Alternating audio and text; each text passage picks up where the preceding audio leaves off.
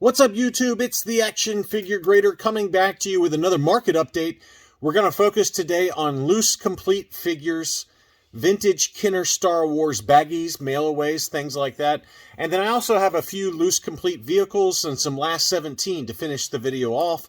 As always, thank you to my Patreon supporters. You guys allow me to make more and better videos. And it's patreon.com/actionfiguregrader if you want to go to sign up to get 24 hours early access to all my videos. All right, let's go ahead and dig in. Some pretty good deals here, I feel like. And this was at the higher end of the range, but admittedly, it looked really, really clean. And that is the Tusken Raider. Really, the only faults I could find on this figure were one or two slight discoloration on the legs, and then on the horns, not quite perfect paint, but still really good. The paint looks to be the dark brown paint on the gloves and the bandolier, mouth apparatus, things like that. There is a lighter brown that was on some of the earlier card backs, but this one looked really clean. It was advertised as complete with a non-repro gaffy stick. They are pretty prevalent out there, so be careful with those repro gaffy sticks. This one sold for $87 plus $4.49 shipping. I mean, I've seen them sell kind of in similar condition for a little bit less than that, but I don't know if that's necessarily a bad deal. It did look very, very clean, probably 80 plus minimum. This same seller also had a Leia Hoth, and this is the red-haired version. This one looked super clean, looks easily like an 85 condition. There's no rubs on the hair at all. No discoloration to the torso or the limbs, and it obviously includes her bluish blaster. And look at the boots on that. Everything looks really clean on this one. Tougher to find variant. Really, the only flaw was that one eyebrow had one little nick on it. But you know, I would say 80 plus, 85 maybe if you're lucky. But very, very clean figure. 93.33 took that one home. But tougher to find that red-haired variant in a nice, clean condition. And then I've got a few of these auctions of lots of two, and a couple of them I showed in my What to Buy video, including this Han and Luke Hoth battle gear. And this is the harder to find dark brown pants Hoth Han. And, you know, this one can go for big, big money. We just documented one that was an AFA 85 plus that sold for over $300 on eBay. But this one looks to be probably easily in 85 condition. The Luke Hoth also was in very clean condition. And I said, yeah, if you can pick them up for 60 to 75 bucks, that's a pretty good deal. They ended up selling for $76 plus $8.95 shipping. Pretty good buy. Pretty good buy for two really clean looking Hoth figures. And then that Han Solo Hoth is tough to find with that dark brown paint on the pants. So keep an eye out for that one. That's a cool variant. Next up were the Imperial Commander and the Death Squad Commander. The Death Squad Commander had the darker blue chest emblem. There is a lighter blue variant. I think that's the darker blue. It looks the darker blue to me. Both of them very clean. The big thing to keep in mind is the silver on the belt buckles. And they looked very clean on both of them. Probably easily 85 condition, assuming the limbs are tight.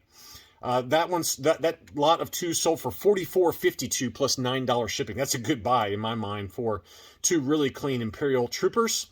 Next up, we've got Admiral Akbar and General Madine, both of them in excellent condition. The Madine is the painted-faced Hong Kong, and the Akbar looks to be, let's see, the Akbar is the Taiwan, which is the most common variation, but this is the kind of the darker beige torso on Akbar. There is a lighter kind of creamer color, and both of those were complete also. $28 plus $9 shipping. That's a good buy for those two, I think.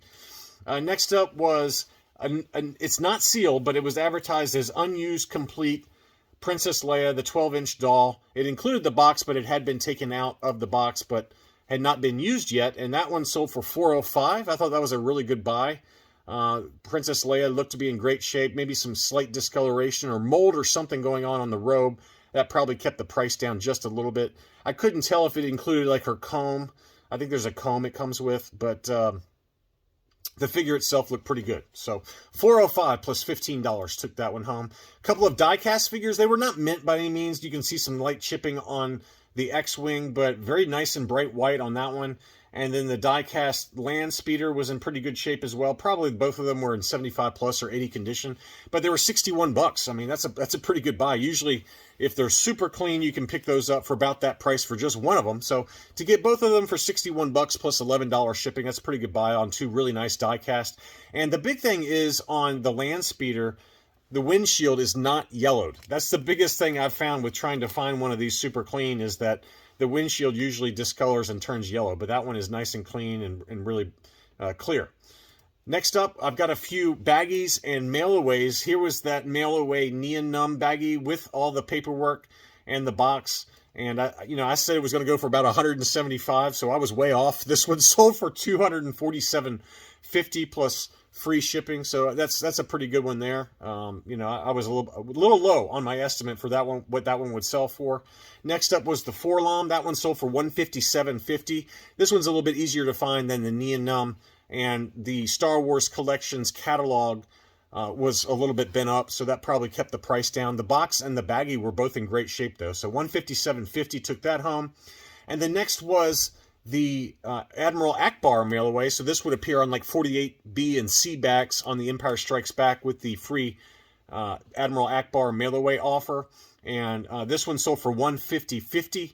And the box had a little bit of damage to it. You can see a little bit of water staining on the box, so that probably kept the price down a little bit. I actually just picked this one up fairly recently, and I paid $175 for mine, but the box on mine was really good condition. So I've already sent that off to CAS. We'll see how that scores, but this one's, I think otherwise, if the box had been in better condition, probably would have gone a little bit higher, but I feel pretty good about my $175 purchase price, given that this one sold for $150 and my box was in much better shape than this one.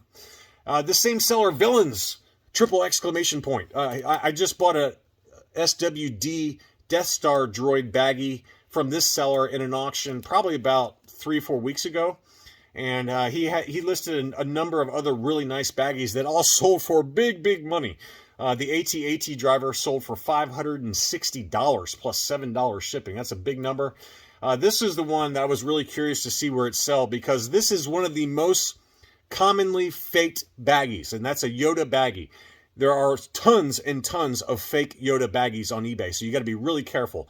And I knew this one would go high because this seller does not deal in repro. It's got a good reputation and had been selling baggies pretty consistently over the last month or so. So I knew it would sell for a lot of money. I was not expecting $960. So that was a really big number, but that's an awesome Yoda baggie, and congratulations whoever got that. That's a big number. And then next up was the Stormtrooper. I believe this is the SWD baggie as well. It could be the B baggie, I'm not sure. It looks like the D baggie, though, to me. That one sold for $306.98. Pretty good buy on that one. The torso was discolored just slightly, as you can see there. It's got just a hint of yellowing to the torso compared to the arms and legs, but $306.98 took that one home. Now let's dig into some playsets and vehicles. This is the Turret and Probot playset. It includes the instruction sheet as well as kind of a tatty box. That sold for $86 plus $10 shipping. There was also another one that sold recently that was complete without the box that sold for $85. So it seems like the market's trying to say that $85 to $95 is about the going rate once you account for shipping. Here was the Y-Wing. I knew this one would go for pretty good money. It's tough to find that bomb without it being broken. But this one was a complete Y-Wing. That one sold for $174.95. And then finally, I've got the Power of the Force Security Scout, advertised as C8 condition. We've documented a recent one that sold for about this same price, $185 or so. This one sold for $167.80 or 155 euros, plus another $50 shipping. So big money on that one. That's a tough mini rig to find. And then finally, let's dig into some last 17 figures. First, we've got Ramba with the coin. It looks pretty much near mint plus condition. That one sold for $132.50 plus $5.50 shipping. That's a pretty good price for Ramba plus the coin. That would be a nice display that AFA and CAS, well, AFA doesn't do it right now, but in the past, AFA or CAS or UKG would display this with the coin inside. So you'd have to send it to UKG or CAS right now, just given that AFA is no longer taking loose submissions. Next up, we've got Lumat. This one was complete with the bow and quiver and hood. That one sold for $126.83. The big thing to look at for Lumat and Warwick is the torso can discolor and get kind of like a greenish, brownish kind of thing going on. But this one looked to be in really great shape, and 126.83 took that home. A Monomon with the card back and the coin, 100% complete. The Monomon did look really clean condition. That one sold for $300. It was listed for $325. Best offer accepted was $300 plus $10 shipping on a Monomon. And then we've got EV99. EV99 is always one that's really expensive. The arms and legs can snap off on this figure really easily, but this one looked to be in really clean condition. One thing to look at on EV99 beyond the limbs being broken or being re-glued, things like that, is the chest torso piece up top. That can get really scuffed up easily, but this one looked to be in fantastic condition. So the price reflected that. $307 plus $13 shipping took that one home. And then finally, we've got a Luke Stormtrooper, another last 17 figure. It looks like it's got that solid black blaster, some yellowing to the helmet and some light scuffing at the top. There were also some scuffs on the legs and the arms, and there was a little bit of hair paint chipping going on that figure, so probably like 75 plus condition. And that one sold for $315.77 plus $7 shipping. Pretty good price for a Luke Stormtrooper with the correct blaster, it appears anyway. Anyway, that's all I really had for this video. I hope you enjoyed looking at these loose complete figures, play sets, die casts, and vehicles. Lots of good stuff out there on eBay, so just keep your eyes open for anything that you're looking for. Thanks again for watching, and I'll be back soon.